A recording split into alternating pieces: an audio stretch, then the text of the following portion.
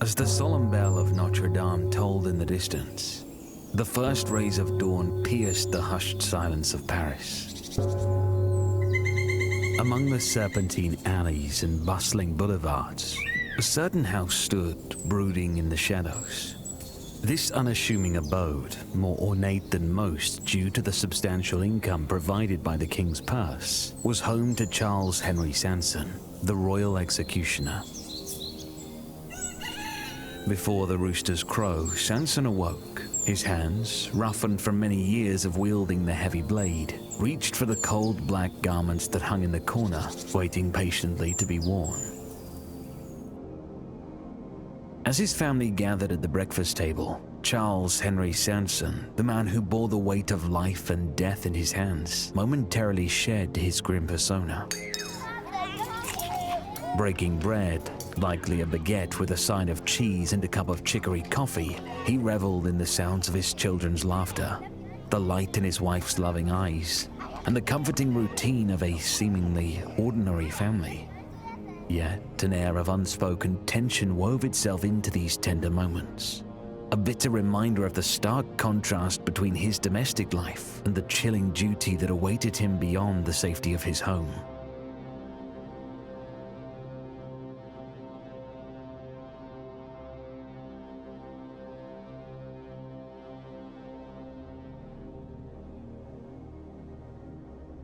In his workshop, Sanson confronted the instruments of agony that awaited the condemned man. The air grew heavy as he prepared the tools that would unleash unimaginable suffering. These instruments, a grim testament to the severe punitive measures of the time, were meticulously cleaned and sharpened after every execution, embodying the contradictory ideals of cleanliness and brutality.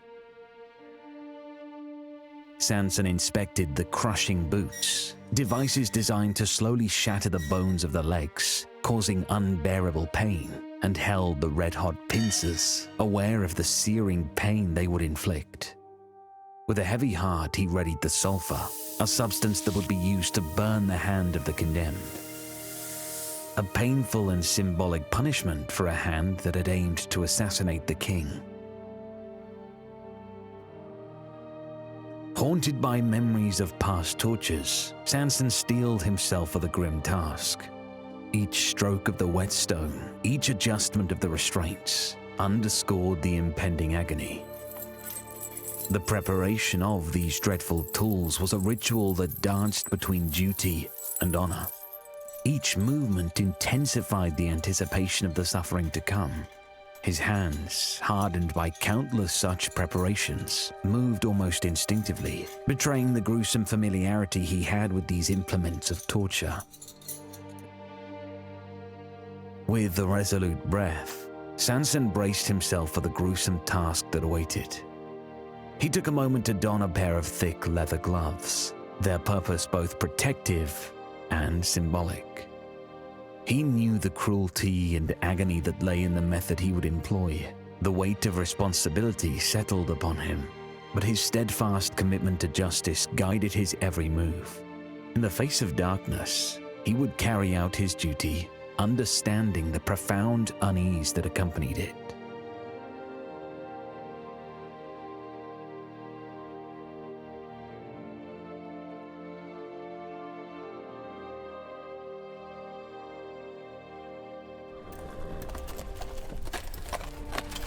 Carrying on a grim tradition passed down through his lineage, with the guillotine prepared and his resolve hardened, Sanson began his journey to the public square, the stage where justice would be served.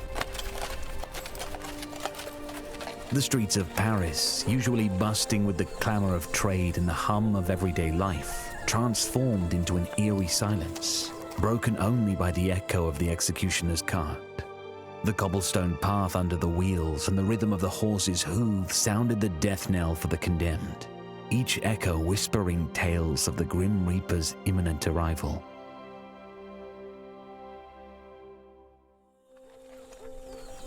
As he navigated through the city, Sanson remained focused, his face a mask of stoic resolve. Yet, beneath this facade, he was in turmoil. wrestling with a deep-seated desire to serve his lineage and tradition, while also longing to shield his own children from this morbid inheritance.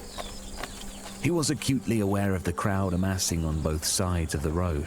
The spectacle of public execution was not just a matter of punitive justice, but also a communal event, a somber gathering that punctuated the monotony of life.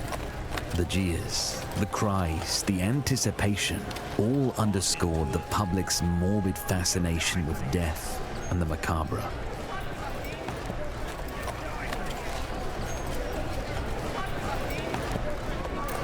The crowd, too, served as a reflection of the social dynamics of the time. A sea of faces, nobles, bourgeoisie, and peasants alike, all united in their thirst for the spectacle.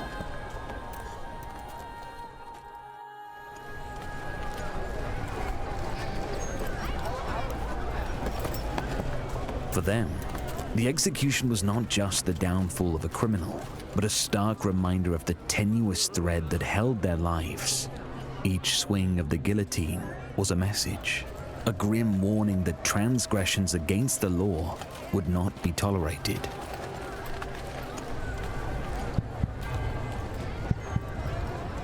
As the gallows loomed closer, Sanson's heartbeat matched the rhythm of the city around him. The anticipation of the crowd, the tolling of the church bells, the distant cries of hawkers advertising the day's news and wares, all merged into a symphony of inevitability. His focus never wavered. His grip on the reins remained steady. He was not just a deliverer of justice, but a part of the social fabric, an actor in the grand theater of life and death at the time. In the face of this public spectacle, he was a reluctant symbol of authority, tradition, and the uncompromising hand of justice.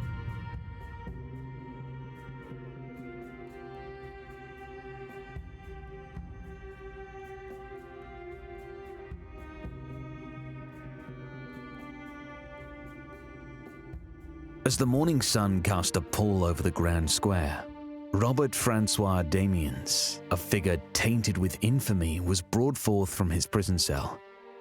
Damiens, a domestic servant with a history of mental instability, had made a desperate and unsuccessful attempt on the life of King Louis XV. On the fateful day of January 5th, 1757, he had infiltrated the royal palace and stabbed the king with a small penknife, an act born out of an obscure motive. Some speculated personal desperation, others claimed religious fanaticism. The weight of his impending doom was palpable in the air. Damiens, with a somber resolve, uttered the chilling words, "La journée sera rude." The day will be hard.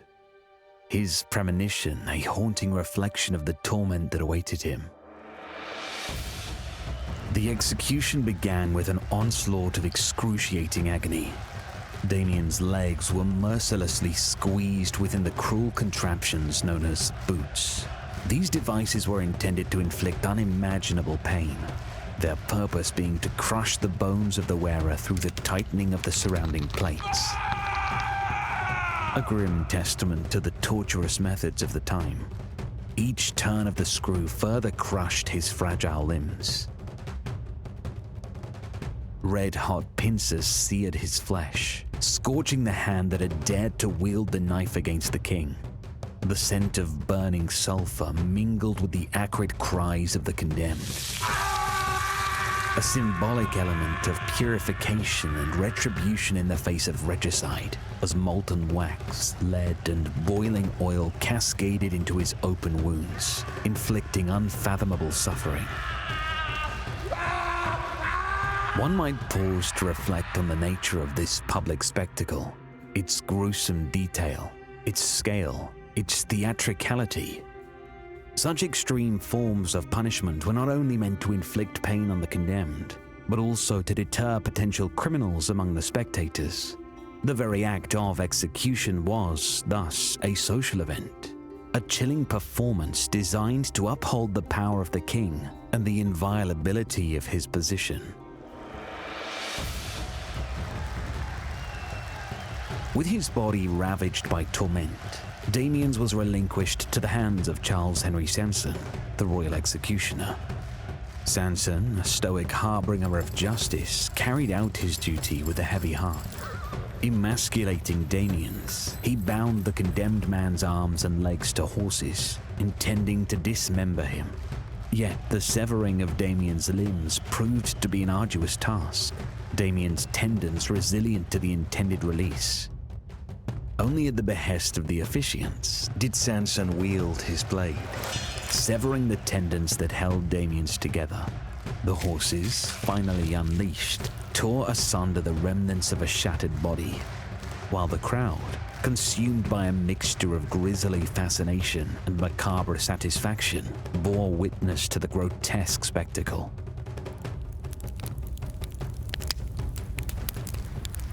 Amidst the cacophony of horror, Damiens' still living torso stood as a testament to the limbs of human endurance. The cheers of the crowd reverberated through the square as his maimed body was consigned to the flames, a final act of retribution. Some accounts would later claim that Damiens met his demise when his last remaining arm was severed, while others whispered of the excruciating torment that persisted until the very end.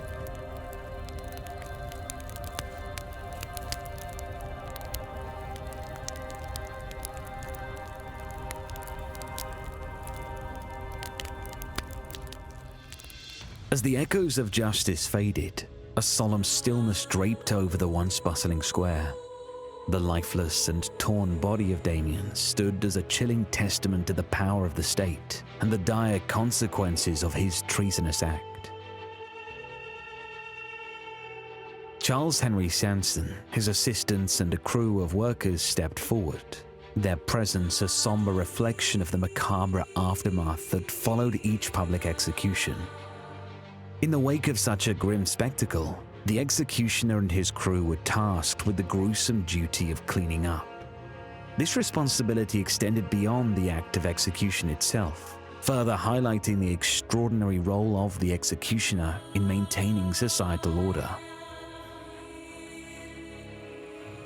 Sanson, his countenance unwavering, assumed his role as the conductor of this grim symphony. Blood-stained cobblestones were meticulously scrubbed, erasing any trace of the condemned's final struggle. Sanson's tools, their sheen dulled by the fading light, were carefully collected and concealed from prying eyes. Chains and ropes, once taut with purpose, were now meticulously coiled and stored, their duty fulfilled for the time being. With solemn efficiency, the cart, once an omen of dread, was loaded, ready to bear away the remnants of the day's haunting performance. This act of cleansing, a return to normalcy, a symbolic erasure of the violence that had occurred, an attempt to restore the sanctity of communal spaces.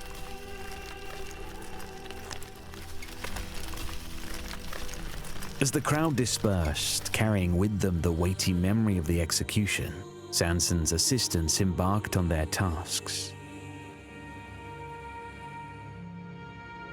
Some dismantled the temporary scaffold, its imposing structure now a fading spectre against the skyline. Others meticulously gathered the remnants strewn about, torn garments, fractures of the executioner's morbid implements, and other scattered remains of the chaotic scene. In this choreography of somber duty, the weight of the execution settled upon their weary shoulders.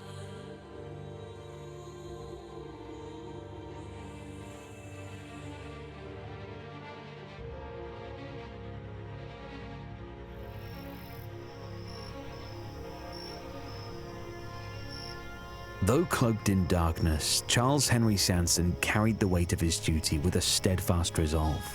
He understood that his role was not merely about dealing death, but it was a crucial cog in the machinery of justice. With a deep breath, he steeled himself for another day, another dawn where he would step into the public square, his figure a symbol of law and order amidst the chaos of life.